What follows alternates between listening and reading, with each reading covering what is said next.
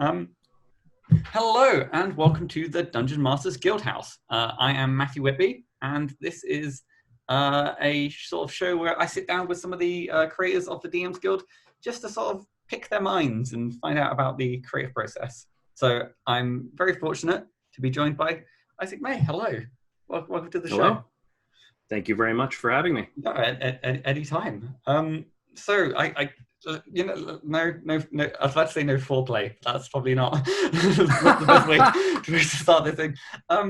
For people who don't necessarily know your products and stuff like that, what would you say you're sort of best known for on the DMs Guild?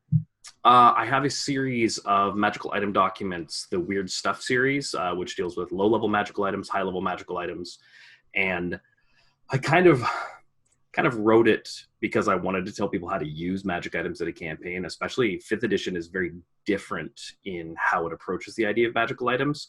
So it was sort of like the idea of veggie pasta. So the idea of like the colored noodles you get, Yeah, that, like are green and orange. So I wanted to pack in that healthy, good information and then throw 100 magical items each document. So that's what I'm known for. So I'm curious then, what was it about the items in 5th edition that you felt needed changing, or what did you want to try and introduce with these sort of? A lot of what I write is kind of okay. So first off, my history, I've been playing since 1st edition, so I've been around for a long time. Mm-hmm. And because of that, I've seen the growth and evolution of the game. And one of the most important things I find with 5th edition is they've made it very modular and simple to get into. But a lot of us old guys look at it and go, oh, what do you mean weapons don't go up to +5 anymore? What do you mean magic spells only do this? What do you mean cantrips evolve? Like, a lot of things have changed. And one of the foremost things I wanted to introduce is this idea of, let's take a look at this and break it down and explain why it happened. Mm-hmm. Like, why have we done these magical items in a more secure light? Because everything in 5th edition has changed. A lot of people sort of look into the books and go, oh, this feels the same. But when you start getting into the crunch, it is a new system built on the bones of old systems. So you can see where it's been inspired from, but again, it's that sort of like, I think what I like about 5th edition is it is very accessible. It is a sort of like pick up, and I think they've done a good job to sort of bring a lot of people in that it seems that D&D is kind of benefiting from this recent influx of a lot of players, it seems. Yeah, a lot of the times I've heard it called the new Renaissance, which I would agree with, because it really, if you think about where Dungeons and Dragons has been for the past 30 years, it was always kind of this niche activity within a niche activity. So it's like, it was the top of the tabletop community, but the tabletop community could fit in your pocket. Yeah. And now we're dealing with situations where we have players coming in from all manners of things, from Critical Role, from Rick and Morty, from Stranger Things. You have people coming in going, oh, what's this? So plus I think we're all looking for something to, play and pretend when the lives get hard, Yeah. So I'm curious. So you've been playing since 1st edition. Yes. How long ago did you sort of start playing on the start creating for the DMs Guild?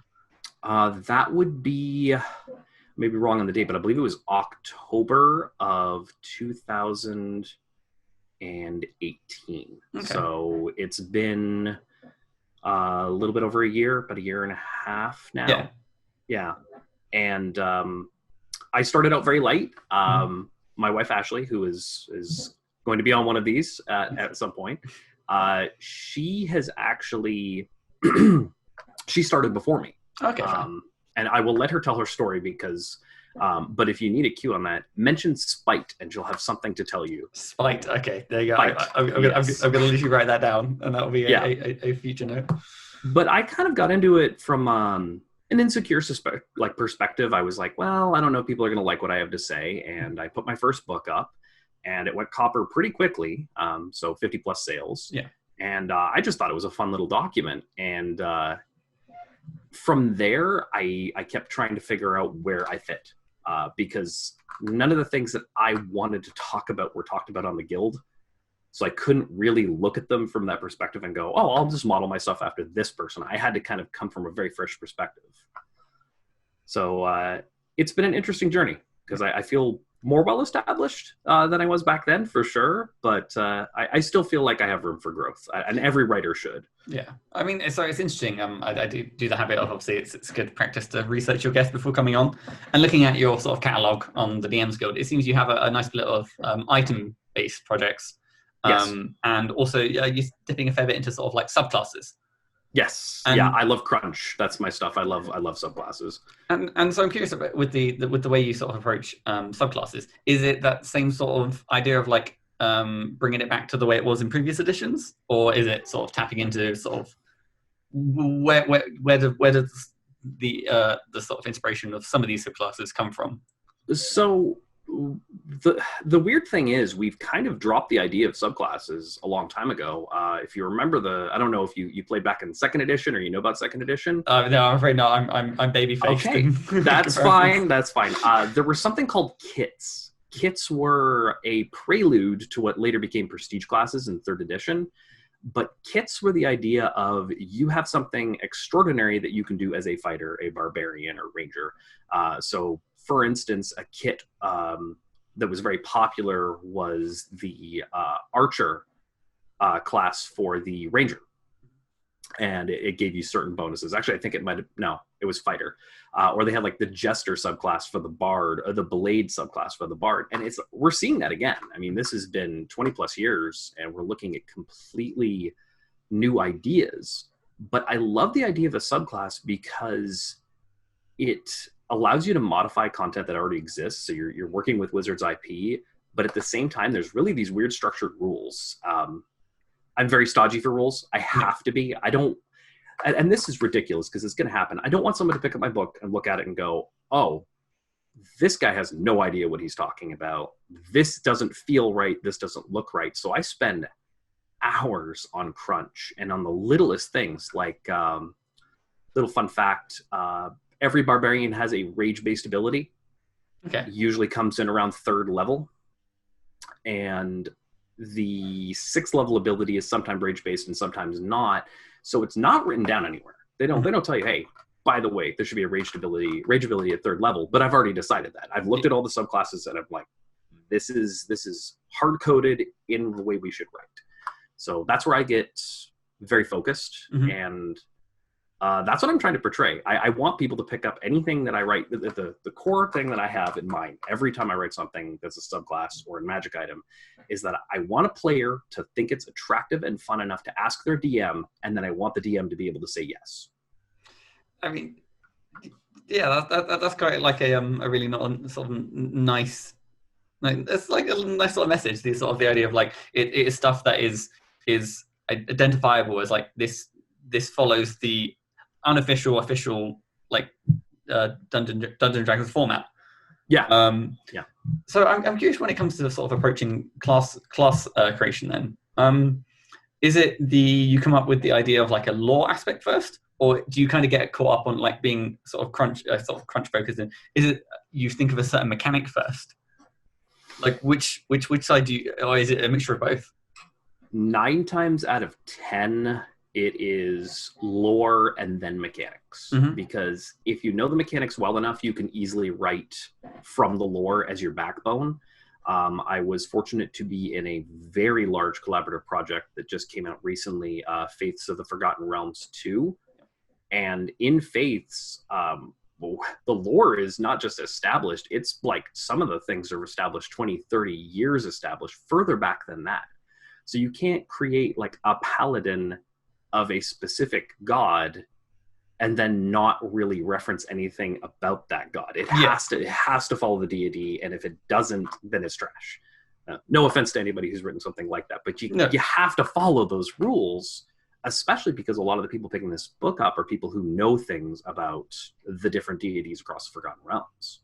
And I suppose you kind of want that harmony between the lore and the mechanics. And I imagine by approaching it's probably easier to find the lore in the world than to create a class that go, okay, well, what sort of subclass is there like a gnome throwing class out there, or trying to find some reference in the lore of this really niche thing? Oh, of course.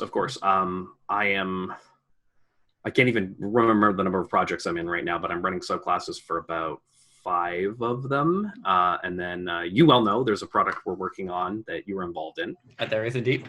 Yeah, and that should be coming up on the 21st, Curse Classes. And that was more than ambitious. And funny enough, that entire project just started because I had like a chat like, man, I wish this worked like this, because it just feels so cheap that you get these you get these changes to your character. They don't mean anything. Mm-hmm. And then I ranted about it. And then it became a project, and now it's coming out. So, I mean, that's kind of the weird path that we walk as creators.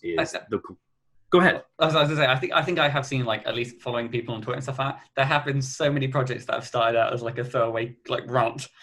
Yeah. Of like, this doesn't work this way, and then next thing you know, turns out I'm making this thing.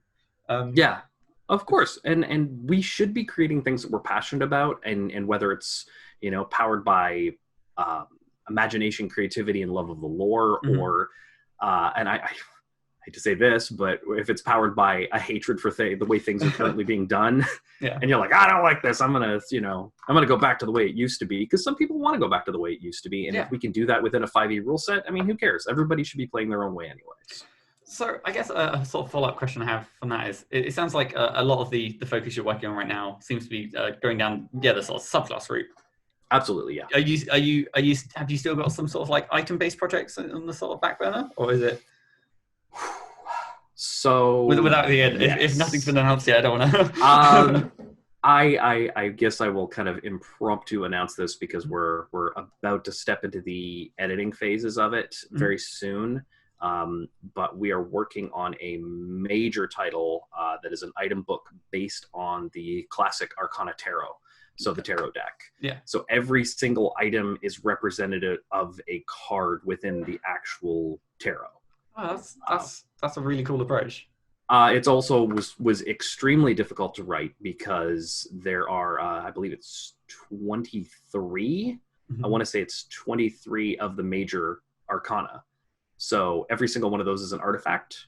I wrote all of them, and I don't want to write items for probably 6 months. I feel like I do it as a favor to a friend, or if the great project came along, I guess I'd end up in the trenches again. But what I want to do is I want to add more weird stuff, but I want to do very specific things. Like, here's 20 swords that you'd find on pirate ships. Here's 20 axes related to dwarves. Here's a book on malls that are all related to mining industry. Like, I want to do really crazy, weird collections. So it sounds like with taking the tarot deck, it sounds like that very much is like you are inspired by the kit provided.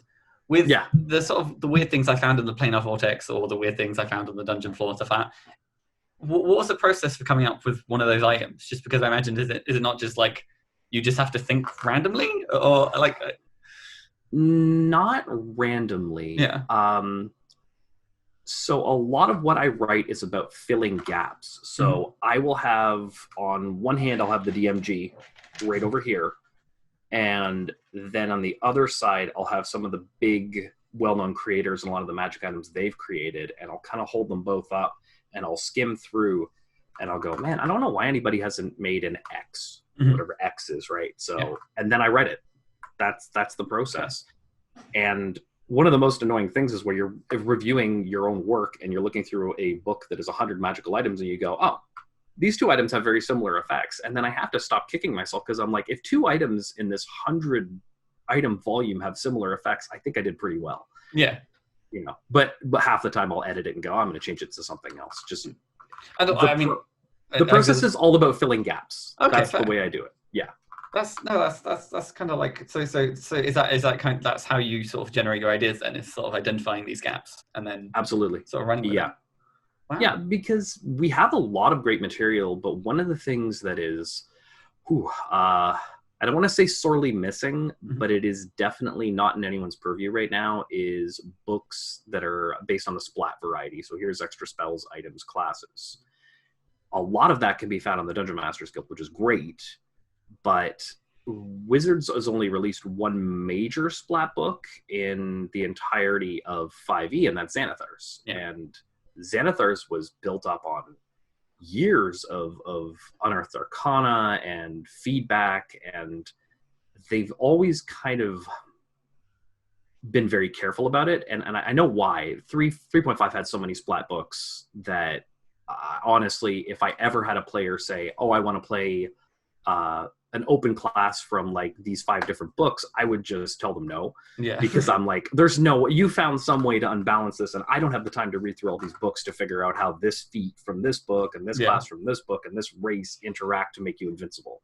And they often did, or Yeah. at least made you very difficult in a campaign I was running. I must admit, I think I do kind of like the Adventures League approach, which is the core book plus 1.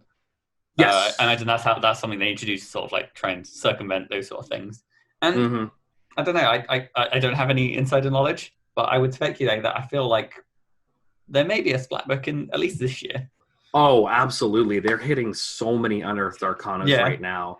I actually had a friend of mine message me today. He's like, "Oh, a new one came out today." I'm like, "What? Another?" Yeah. Like, and I sat with the pile of all the unreleased classes. I think it totaled to 26 or something like that. And I'm like, that's a lot of stuff. They're working on something. They're working away in their tower. Yeah, I'm sure they are. I'm very excited for everything that's been coming out, though. I was very pleased with Eberron, and I'm a huge Eberron fan. So I mean, I unless the book showed up and lit on fire in my hands, I probably would have loved it no matter what. But I feel that we have a special role, and it's not to just kind of go back to what was old, but to find a way to fit within the new 5e ideas and sandwich our own in there. I respect the heck out of adventure writers. I'm not one myself, but some of the things that they do where they take core elements in the same way that I do for running my crunch, and they create an entire adventure off like a nugget. Oliver Clegg, one of the people who I would say absolutely knows how to take the setting that they love and go, let me fill every single one of these spots and fill out an idea. That I love that kind of stuff. So that's kind of my favorite. So I guess this might be a weird question, but do you know off the top of the head like an item you've created that best embodies bringing back the sort of the things you loved about the previous editions up into the sort of the 5th edition? The Hilt of Hanius from the weird stuff I found in the Planar Vortex. It's an artifact that contains a world. So it's essentially a shard of, well, you've read it, but it is a shard of a previously existing plane where several mages had kind of went to live away from the politics and the scheming and the, let's just create magic and have a great time. Yeah. And like most things in Dungeons and Dragons, something horrible happens. And in the end, it becomes a sword that's just sort of these suspended crystals. And I absolutely loved writing that. I probably wrote that in 5 minutes, including its abilities, just bang that thing out, because it was just, it felt very much like something that we are avoiding. I feel like everything is very much, most campaigns happen in one plane. I mean, Avernus, let's at least give kudos there. Avernus is awesome. But D&D is a world that's based on multiple different planes, and I feel like it hasn't been explored. Of course, I'm not going to turn into one of those guys who's like, oh, where's our dark side? Why don't we have, like, I get that it takes time to build these things, and they have to be given the proper treatment. But I am so glad that I'm able to write those ideas in and hopefully inspire other people. Speaking of, thank you for being a person that decided to roll with me on an idea. Yeah. Oh, well, I was going to say, so I guess like a little bit of background and stuff like that. So I think, funny enough, my first collaboration was working on Synox Snard Sphere. Yes. Which is I think that's one of the few times that I've had to say it aloud rather than sort of typing it out. But it was the idea of like taking a artifact from weird items that we found in the Planar Vortex and creating this weird horrific dungeon, which was a lot of fun, and that's what I like. It's weird. It's almost like you were creating items to fill a gap, and then using the items you created, I then filled the gap. We can keep going. It's endless. One of the very important things about the guild is this idea of shared collaboration. I think sometimes the intent of that gets a little skewed, where people are like, oh, well, everything is up for grabs, and we can use this idea and this idea and this idea from these other documents. But I really feel like the spirit of collaboration is about taking the thought process and continuing it. Yeah. And expanding. I'm curious. I haven't firsthand come across any products that has been a okay, we've used this material from someone else. Mm. I know it's within the terms and conditions of using the DMsGuild. It's just something I've not come across. I think it's at least the sentiment I feel across at least like the Discord and other thing. People do feel a little bit weird about obviously using someone else's work. I would absolutely love it, and I will go on record of saying if anyone wants to use anything from Weird Stuff, message me, and I will give you full rights to put it in any adventure, product, or anything else you've got, because I would love to see those items get out there. If someone says, hey, can I have your entire 100 catalog of items so I can populate a dungeon? I'd be like, no. Yeah. not the whole thing, but, if somebody wants to say take 5-10 items, just send me a message, and I'm more than happy, because collaboration is really how we're all getting along. Rising tide lifts all ships. I firmly believe that, and I've seen it happen. So I mean, we're all sort of in this together. Yeah, exactly. Yeah. So to sort of bring it back to our answers, the sort of like the creation behind each sort of project. What's your favorite part? Like, what do you jump at joy at? I absolutely love being just two wildly different things. I absolutely love being just the mechanics guy who comes in and goes, all right, let's have a look at this and this and this and this. Okay, I like this. We need to change this. This is unbalanced. I like doing that. So from both an editing and construction standpoint, and I love being a project lead. I absolutely adore it. I love working with people. I love seeing their different ideas. I'm going to sound crazy when I say this, but I actually like it when horrible things happen and the project gets derailed, because then I get to work again. Otherwise, I sit there like a butt going, okay, everyone else is working on stuff. I've already done my stuff. Yeah. What is my role in this outside of stealing everyone's money? Like, what am I doing here? So there is a considerable amount of effort of like leading a project. Absolutely. And I think as well as like it's the sort of first identifying who you want to bring together, organizing, getting everything on time. But there is that equal part of like when things are out of your hand as the project lead, where it's very much like I'll just sort of twiddle my thumbs and and everyone has life come up at the most inopportune times, because that's what life does. Yeah. And I completely respect that. With Curse Classes, we did have a couple setbacks, but everyone managed to hit that deadline, and we're going strong right now, and it's in layout and it's beautiful. Every couple seconds I'll have Ashley turn to me and go, look at this, and I'll be like, either that's perfect or move that image 0.5 degrees. Like, I am very particular about how my books look. I don't know why she puts up with me, but she does. Yeah. Well, so I was going to say, so I guess so if you were to weigh up the point of saying, okay, well, you can either in the next project only do the mechanics, or you can lead the project, would there be like a leaning either way, or would it like you want to manage your project but also again contribute that sort of like mechanical crunch to it where possible? If I could do both, that'd be great, but if I had no choice, I'd lead a project. Okay. Yeah, absolutely. No, that's like I said, that's I think it's interesting. I guess my perspective is I am the creative type where I feel like sometimes the admin stuff, while there's moments where it feels, when it all comes together, it's like there's that sort of fulfilling. But I don't know. I think I like being in my my writer's cave, lights off, just typing away until my eyes bleed. And I've been there before. Absolutely been there. Today, in fact, I had said I was working on a project, and I'm like, I'm just going to bang out one of these classes, and I banged out 2 in full, completely done the editing, handed to him, said they're done, and he's like, they are done. What happened? I'm like, I don't know. My finger started moving, and then it was 4:00. Like that's just how life goes. But one thing I did want to say, and I think this is why I like leading projects, is I used to love doing things like Lego when I was a kid, like assembling things, very meticulously putting them together. And when you do that with a project, you also get the joy of working with different personalities and seeing different forms of creativity. So I get to sit back and watch all these incredibly brilliant creators come up with their ideas, and then I get the wonderful job of making them all fit together. Yeah. And try to edit them as little as possible, because I don't want a single person's product that they've created, or idea that they put down to change so much that it's not theirs anymore. I don't feel that's good product management, and I think it hurts us as a group, as the creators that we are.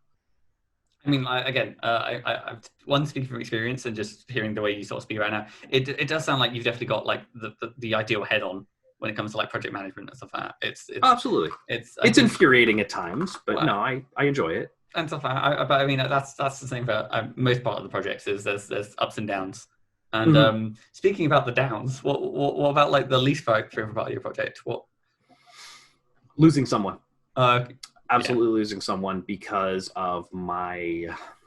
So even though everything is kind of like fair use because of the terms of the Dungeon Masters Guild, if someone sits down at my project and they go, "I've created this great idea, but I can't really flesh it out, and I don't have the time to work on it. I'd like to leave the project," I'm automatically going to tell them, take your idea with you. Take it with you, repurpose it, sell it as a private product. We will find somebody else because I don't want to represent their voice. I will try hard. I will be like, hey, I know you got stuff going on. We can take over this. We can take over that. It might cut your shares down a little bit, but overall, we will take care of you if you want to leave it in our hands. But I hate having to either kick someone out is the worst, but having to do that or having to say goodbye to someone and not just lose their work, but just lose their collaboration. Yeah. That to me it's the worst thing that could possibly happen. So I'm curious, have you had the unfortunate event where you've had to kick someone from a project before?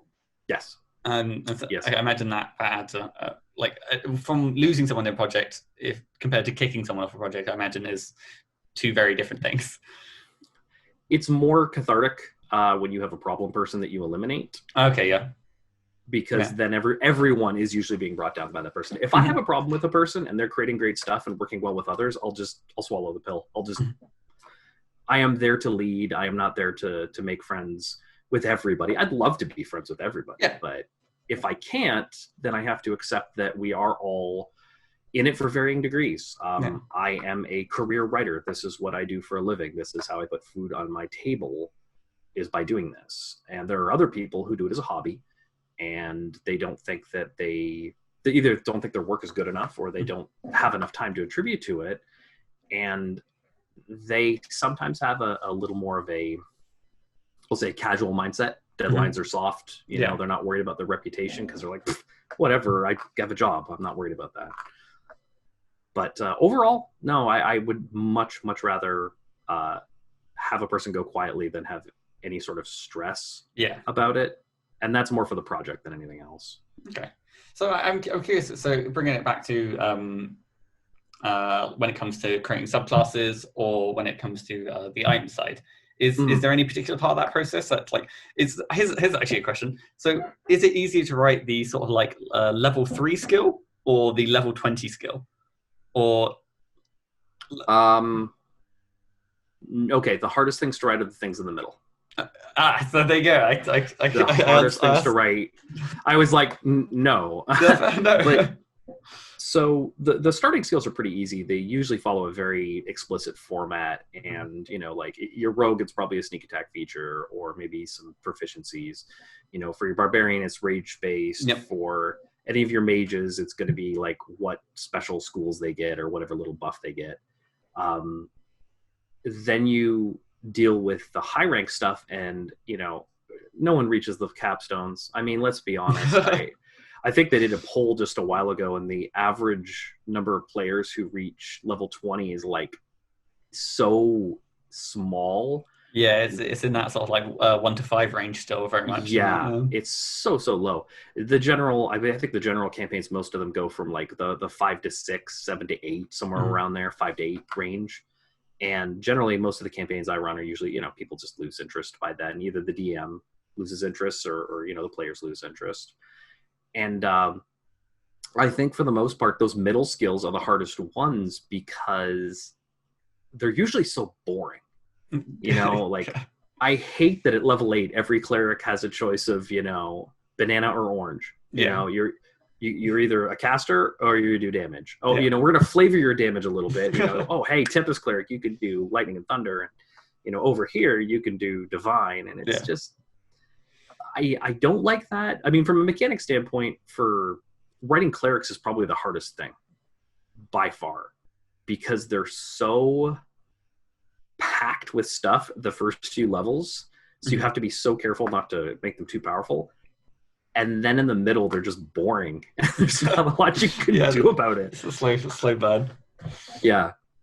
So I'm curious as well. So how do you measure, like, is it just like because you've been doing it for so long and stuff, you have like a pretty good like innate measure saying, okay, it seems like this class is pretty powered, like these features are given have made it too powerful? Or is it, do you like, what sort of like playtesting do you do? Or like I'm curious about like. So I do as much playtesting as I can. We have some local shops we work with around here that I pass some stuff off to with some I can't remember the term right now, but the forms you have to sign. It's like NDAs. Yes. So to say, hey, don't talk about this on the internet. I'd be talk to your friends. I don't care. Send a text message, fine, but don't talk about it on the internet. Don't say, hey, this is for this. And we're generally very quiet about that. But over the last little while, a lot of the testing comes down to good mechanics editors. I absolutely love Micah. He's an amazing person. I worked with him on Face of the Forgotten Realms. We did not see eye to eye on balance at all. He's like, your stuff's too powerful, and I'm like, your stuff's too boring. But I respect where he's coming from, and it's his project. In the end, it was his project. So there were a lot of times I would give him abilities for a character I'd written. He'd like, that can't happen, and I'm like, oh, well, what can happen instead? And he would pitch me ideas, and we worked through it. But I have softened a little bit. In fact, I will thank him for kind of kicking me in the rear end to get me a little more, we'll just say a little more well-adjusted to 5e balance, because it is a very tricky subject. And there are absolutely, like, I could grab the Player's Handbook and Zans right now, and I could create a very basic, powerful character, and then I could create a terribly broken character using not even optional rules. Just, if we look at the Hexblade is such a multi-purpose caster and damage dealer and everything else, and single ability dependent. There's so much, I won't say wrong, but there's so much right with the Hexblade that other classes look inferior in comparison. And that's not necessarily a bad thing, because every class fits a role. I've never once ever seen a rogue pick up a thief, even though a thief is probably the best subclass for being an actual rogue. Like, you climb walls faster, and you're better at skills, and like, you want to be the skill tank of the party. That's what you do. But no one picks it because everyone wants to just roll the most dice possible. And that's all a matter of table. Every single table is different. We have our critical role tables that are all about role play, and then we got our power people who are like, let's fight. Let's go grab some of those old remade dungeons from first edition that kill you in the first room and run that, or Tomb of Annihilation. Like, let's do it again. Teach their own, right? And that's what we have to do. No, it's interesting, and I think it is. It's kind of fascinating, especially the. I guess So the process of playtesting a dungeon obviously is night and day against playtesting like a class. Absolutely. And it's especially from where I'm coming from and stuff. It's like I wouldn't even know where to begin to play testing a class, like other than sitting down with another person saying, I will be the rest of the party, you tell me what you do, and you just try and like scrim it almost. So the three best ways to playtest a class are do a battle arena. Battle arena is really good if you're trying to test balance as far as combat. So you just a couple traps in the battle arena. If you're playing with a lot of classes that have a lot of extra abilities, you can put a little role play in front of it, and they're trying to kind of get a better position of entry. So like, player one was able to win their charisma check here, so they're able to enter last, and everybody else enters first, so they get a little advantage. But you're still measuring the combat and watching. And if somebody wins, that doesn't necessarily mean anything. You also have to discount dice rolls, because I could make the most garbage character ever and roll nat 20s all day, and they'd win. True. And that's just how it is. So so you do this arena and sort of say it's automatic hits, or how would you I'm curious about how do you regard the dice rolls exactly? You have to kind of put it in your head that it's not about how the player is winning. It's how the player is using the skills and how the skills are assisting them in the win. You have to take the dice away. It's very hard to describe it, but you have to kind of think of law of averages, and if you see somebody hitting very often and you've given them advantage on every attack roll, well, that's your fault. Yeah. If you see someone hitting very often just because they have good dice rolls, then you have to just go, okay, let's find a way, maybe boost an enemy's armor class in a certain situation or mess around with it. But yeah, no, I think battle royales are probably one of the best ways to do it. Adventure League is another great way to do it. Yeah. Because AL is super easy constructed. You can sit down and AL is very much use this skill, use this skill, use this skill. So if your class fits in AL and doesn't break it in any significant way, then it probably is a good standard. Yeah. And finally, and this is the hardest thing to do, is to hold it up against another class. Okay, yeah.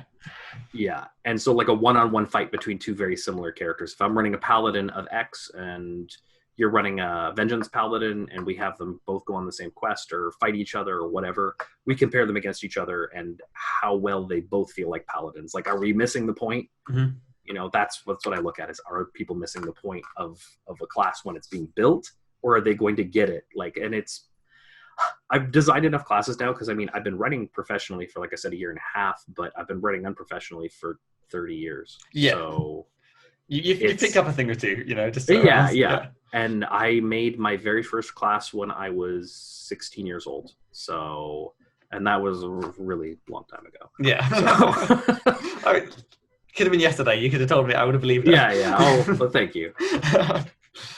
So I'm curious then, in the sort of the everything you sort of learned across the process from, like, you know, officially writing products or previously before, what was something or a lesson you kind of wish you learned sooner? Sales have nothing to do with the quality of a product. Sales have nothing to do with the quality of a product. Advertising, proper advertising. There's some great things up on the Discord. There's some great things on the internet for how to advertise. I have no Twitter presence whatsoever. I mean, I use it, I load it up, I laugh at a couple people, I turn it off, and I'm like, oh, probably should have said something or retweeted something. Yeah. And so I feel that's my biggest weakness, and that's the reason why I don't see amazing sales on things. At the same time, I've been picked up by websites and advertised there, and then, you know, you wake up in the morning and it's like, oh, why do I have money coming in? Like, what's going on? Yeah. And it happens so rarely where something is released and it doesn't do well at all. Mm-hmm. But Ashley and I have a project which we poured our hearts and souls into. It's phenomenally good. I firmly believe that. And it's not even copper. Like, it hasn't made a metal. And it's because it's like a niche product inside of a niche product. Mm-hmm. And it either came out at the wrong time, or we just don't have the audience for it. But we went through getting sensitivity readers because it's based on Kozakura and Wa, which are part of stuff that we don't really deal with anymore in Dungeons and Dragons. So they're not actual settings that are rolling around, but they do exist because they're part of the Forgotten Realms. But the book was treated with a lot of love and respect, and I just want people to enjoy it. And you know what? The people who have it and who've told me they love it. And that sometimes you know, I mean, obviously I need to eat, but sometimes that's enough to keep going with the hobby. And that's the one thing I wish I knew, was it doesn't matter. Mm-hmm. You have to get your products out there, but it doesn't matter how good it is. Sometimes it's advertising. It's understanding the market and playing to it. I think as well, it's very much with the sort of the with creating any games, or to think to this extent, is it kind of expects the people involved to be the wearer of many hats. Absolutely. Unfortunately, it isn't the case where you can just sort of like write something, put it out there, and then it to blow up and stuff like that. At least, like, comparing with other products and stuff like that, the products themselves have to have good art. So, I mean, if you can't do the art yourself, you have to get in contact with an artist, and at that point, you need to have, you know, somewhat semi-decent communication skills. You do, and not just semi-decent communication skills, but you need to have a bankroll ready to put that on the line and say, hey, I don't pay our artists garbage. I do not look for the worst artist. I find the best artist who's going to give me a decent rate for a huge amount of art, because I don't like looking at a book and going, oh, you know, like, everything looks different. Yeah. I want people to look at it and go, okay, that's different, but there's a recurring theme. So I'll hire one artist to do an entire project and pay them a lump sum, and they're like, oh, really? I'm like, yes. Yeah. And I tell, as a project manager, I tell people, I'm like, hey, my cut that I get, the art comes out of that. If this product tanks, I'm the only one who really gets hurt. All of you unfortunately lose your time that you put into it, but my money investment goes in there, and it's necessary. We need to pay artists, we need to pay editors, we need to pay everybody, involved in things, because I am not an artist. My wife is, and she will tell me it is not easy to appease someone who has paid you for their work. Yeah, and I must admit, I think it is the case where have you felt that as you've sort of like put more products out there, having a larger sort of selection has sort of helped with some of the older products, or is it literally sort of one in front of the other, the sort of whoever's freshest? Not really, actually. I get invited to a lot of bundles. That has helped a lot. Okay, yeah. But probably my biggest thing is my products have shifted, and I've kind of gone from the first few books I wrote were basically hey, okay, so Paladin isn't like what you think it is. That was one of my books, and the book talks about the idea of we don't have to worship deities anymore. The idea of an oath doesn't necessarily mean you're tied to any sort of god. Lawful stupid is not something that exists. Like I went in and I just tore apart all these misconceptions about paladins, because I'm like, they're a cool class. More people need to play them and not play them with a stick up their butt. Like I want them to play a fun paladin that's interesting. And I have 3 books, Warlock, a Sorcerer, and a Paladin book, that are all based on that. And then the next books I wrote were item books, which had nothing to do with that. And then the next books I'm writing are class books, which I guess are still crunchy. Yeah. So I don't see a lot of return sales. Ashley does, absolutely. When she has a new product come out, she sells old products all the time, but all her stuff is fluff. That is what she does. She's the queen of fluff. She writes great stuff. And if I could just pick one thing that I really enjoyed writing, then yeah, it probably would pick up. But I think it's more of a self-sabotage than anything else. Awesome. No, okay. It's yeah. I think it's interesting as well hearing the. So again, I ask these questions as pretty much all the people I spoke to, and it is interesting to hear the range, and especially I'll say I think like you're the first person to come on who's would it be safe to say like predominantly a class designer at the moment? Now, yes. Yeah, no, yes. As of right now, yes. So no, it's interesting as well as like hearing the sort of transition you made. So I'm curious.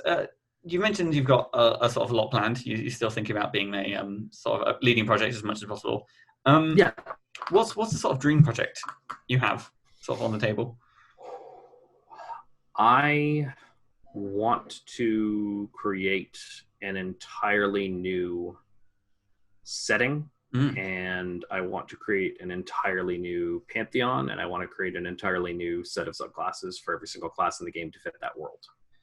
I can't say much about it, but that is a possibility within the future for me. So it's maybe not quite a dream, but maybe it's it verging on reality. It could still be a dream. Yeah.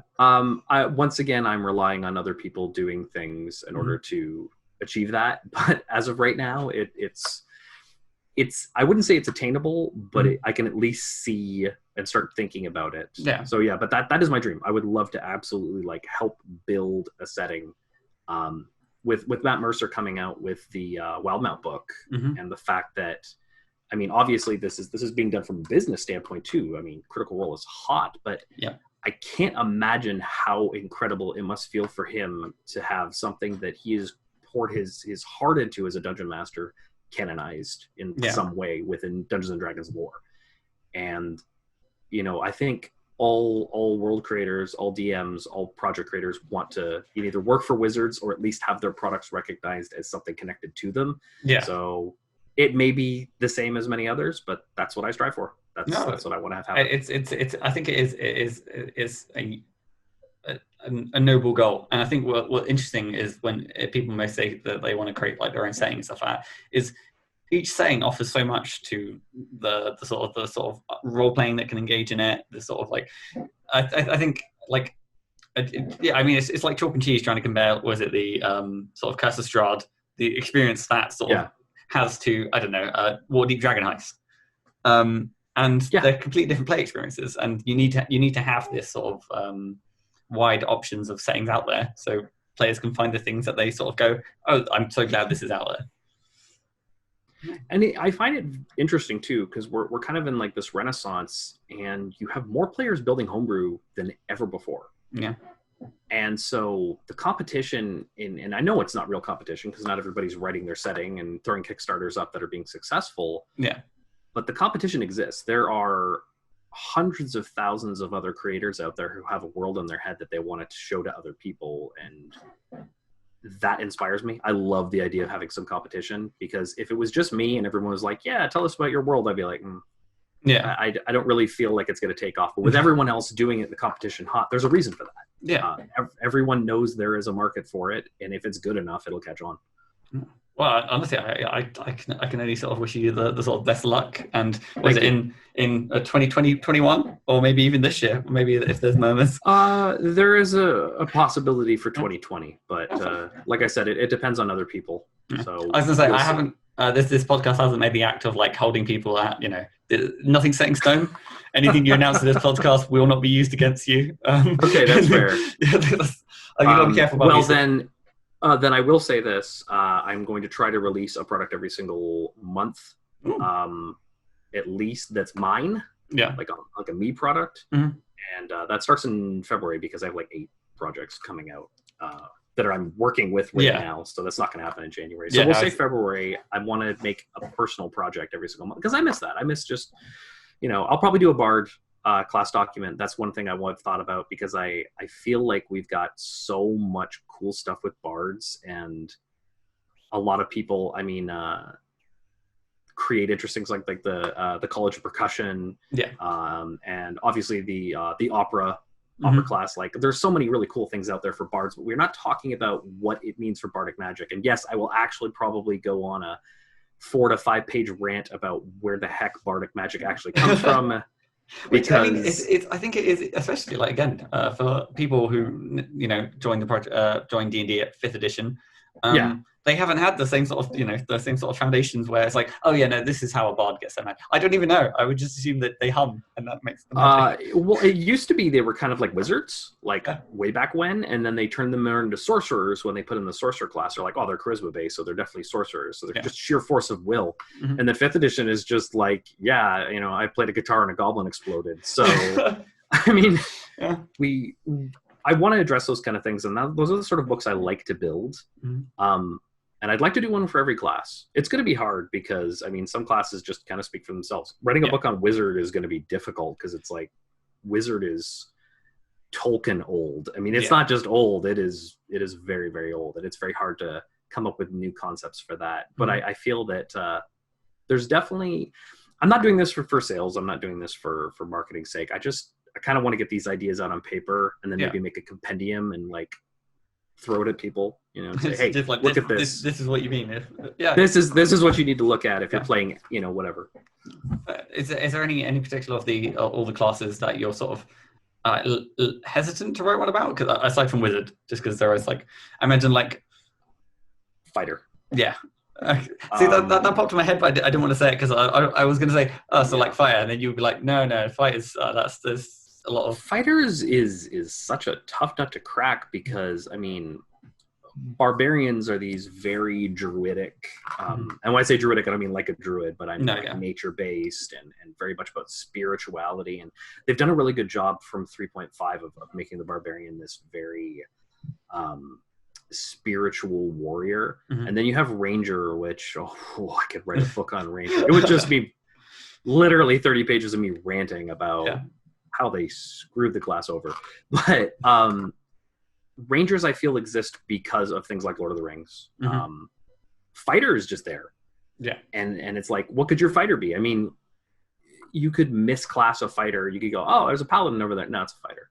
Oh, that's a barbarian. No, that's also a fighter. There's nothing unique about fighters, and so that's going to be a pain to write. I'm gonna do it anyways. I'm not going to write 10 of them and then just leave 2 off the table. I have to write the whole thing. Completionist. Unfortunately, yes.